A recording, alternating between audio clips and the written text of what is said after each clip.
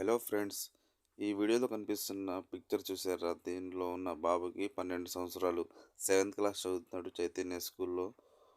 విజయవాడలో వరదల కారణంగా వాళ్ళ ఇంట్లో వర్షం నీళ్లు రావడంతో ఒక రోజంతా వర్షం నీళ్ళలో తిరిగారు. రెండో రోజు చూస్తే వాళ్ళు హాస్పిటల్ తీసుకెళ్లారు. వైరల్ ఫీవర్ వచ్చిందని కొంచెం కాలు కూడా వాసింది. డాక్టర్ కాల్ చూసేసరికి ఆ వైరస్ అనేది వ్యాపించింది. ఈ కాల్ తీసేయాలి, లేకపోతే వైరస్ ఇచ్చిన కాల్ తీయకపోతే బాడీ మొత్తం స్ప్రెడ్ అవుతుందని చెప్పి ఆ కాల్ అనేది రిమూవ్ చేశారు. వేరే కాల్ కూడా 30% అనేది వ్యాధి సోకింది. అందువల్ల 30% కండరాలను తీశారు. 12 సంవత్సరాల బాబుకి ఎంత ఘోరమైన విషాదం చోటు చేసుకుంది. ఈ బాబుకు కూడా కాలు తీసిన విషయం వాళ్ళ నాన్నగారు 3 రోజుల తర్వాత చెప్పారు.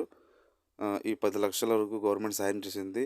తండ్రి దగ్గర 4 lakhs ఉంటే ఈయన ఇలాంటి బాధ అనేది ఏ తండ్రికి రాకూడదు. ఈ బాబు కోలుకోవాలని అందరూ ప్రార్థించండి. జై హింద్.